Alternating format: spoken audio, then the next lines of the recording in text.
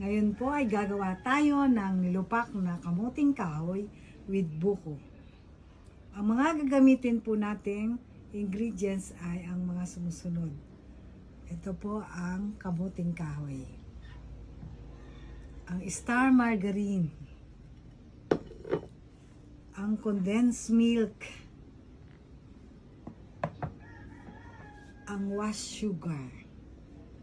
At ang sweet buko for toppings at ang buko juice para sa sweet buko toppings.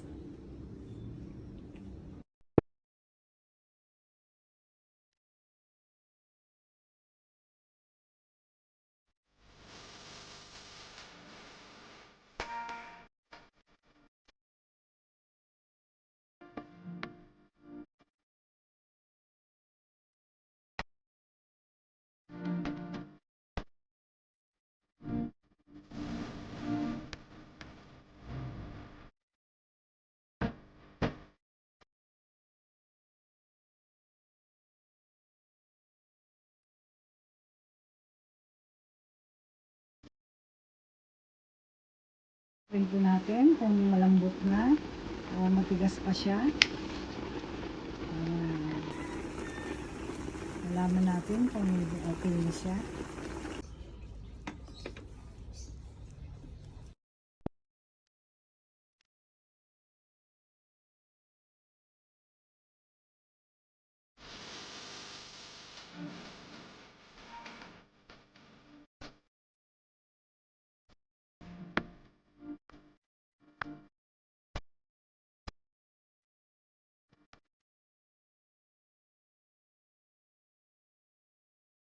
Po, tayo ay gagawa ng buko sweet toppings.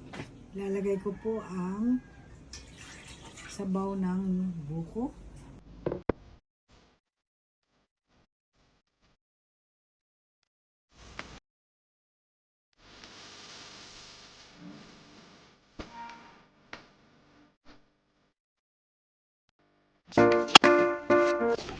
Ngayon, bumubulok na.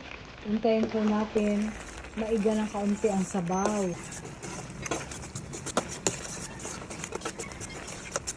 Tuyo na. Pwede na nating patayin ang ating kalan.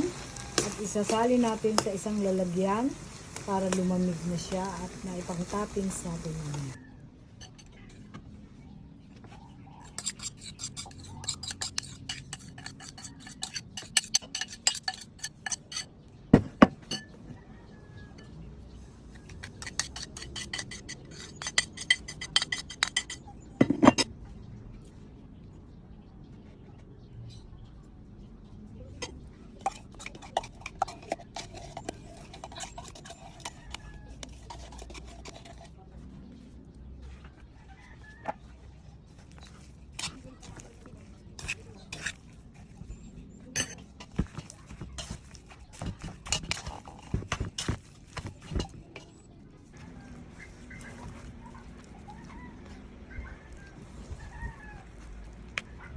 Titikman ko na po ang aking ginawa upang malasahan ko kung ito ay masarap.